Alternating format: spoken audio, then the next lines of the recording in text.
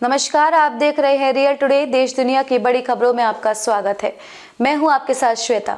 आज के मुख्य समाचारों में बात करेंगे, लेकिन मुख्य समाचारों की ओर बढ़ने से पहले एक नजर सुर्खियों पर।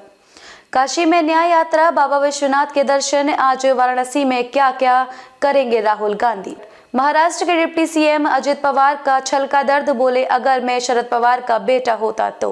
राहुल गांधी की भारत जोड़ो न्याय यात्रा में शामिल होंगे स्वामी प्रसाद मौर्य, अखिलेश बना सकते हैं दूरी। झारखंड में कैबिनेट विस्तार के बाद क्यों नाराज है कांग्रेस के विधायक। विद्युत जामवाल के हाथ लगी साउथ की बड़ी पिक्चर, इस बड़े डायरेक्टर के साथ मिलाया हाथ।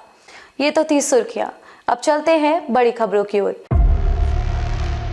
कांग्रेस नेता राहुल गांधी की न्याय यात्रा आज वाराणसी पहुंचेगी। राहुल काशी में लगभग 8 घंटे गुजारेंगे, बाबा विश्वनाथ के दर्शन करेंगे और जनसभा को भी संबोधित करेंगे। वाराणसी में न्याय यात्रा भदोही के लिए रवाना होगी। शाम को राहुल गांधी न्याय यात्रा लेकर भदोही पहुंचेंगे। समाजवादी पार्टी में अखिलेश यादव से नाराज चल रहे स्वामी प्रसाद मौर्य 18 फरवरी को यात्रा में प्रयागराज में शामिल होंगे। कांग्रेस नेता राहुल गांधी की भारत जोड़ो न्याय यात्रा की यूपी में एंट्री हो चुकी है। चंदौली के बाद आज यानी कि शनिवार को राहुल की यात्रा वाराणसी पहुंचेगी। यहां राहुल बाबा विश्वनाथ के दर्शन करेंगे, इसके बाद जनसभा को भी संबोधित करेंगे। फिर अगले दिन प्रयागराज में स्वामी प्रसाद मौर्य भी यात्रा में शामिल होंगे।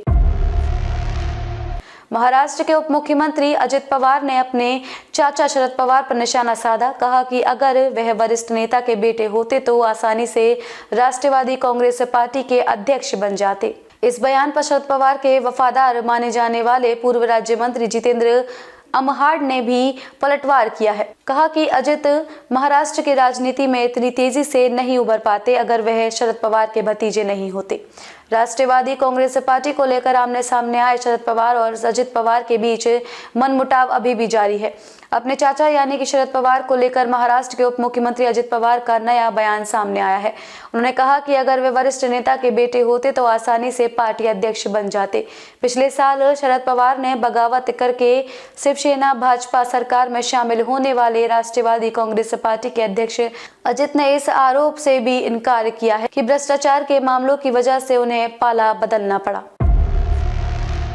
राहुल गांधी की भारत जोड़ो न्याय यात्रा उत्तर प्रदेश में प्रवेश कर चुकी है।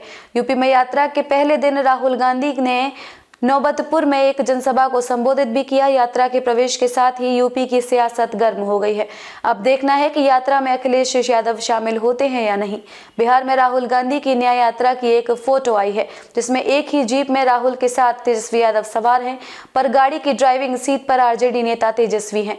तस्वीर का मतलब ये है कि बिहार में इंडिया गठबंधन अब तेजस्वी यादव के हवाले है। यूपी के राजनीतिक हालात भी कुछ ऐसे ही हैं। राजनीतिक समीकरण के हिसाब से तो यहाँ गठबंधन की ड्राइविंग सीट पर अखिलेश यादव को होना चाहिए। तय हुआ था कि यूपी में राहुल गांधी की यात्रा आने से पहले कांग्रेस और समाजवादी पार्टी में सीटों का तालमेल हो जाएगा, लेकिन अब तक फॉर्मूला नहीं बन पाया है। झारखंड में कैबिनेट विस्तार हुआ है। राज्यपाल सीपी राधाकृष्णन ने मंत्रियों को पद और गोपनीयता की शपथ दिलाई। बसंत सोरेन ने 7 अन्य विधायकों के साथ शपथ ली है।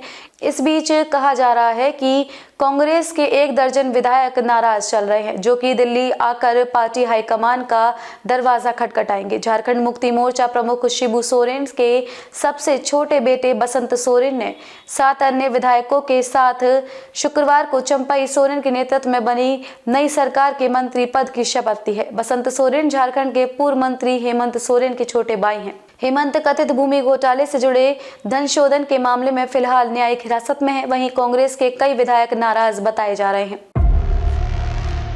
विद्युत जामवाल इस साल 2 फिल्मों में नजर आ सकते हैं।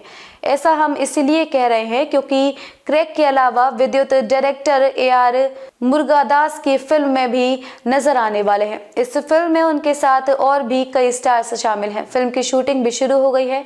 बॉलीवुड एक्टर विद्युत जामवाल को कमांडो जैसी फिल्मों में एक्शन करते देखा गया है।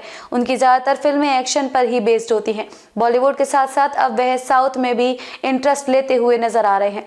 एक्टर अब एक बड़े साउथ डायरेक्टर के साथ फिल्म करने वाले हैं। हालांकि फिल्म का नाम अभी सामने नहीं आया है, लेकिन फिल्म की स्टार कास्ट को लेकर अपडेट आई है। इस फिल्म की शूटिंग भी शुरू कर दी गई है, जिसका मुहूर्त शॉट 15 फरवरी को लिया गया।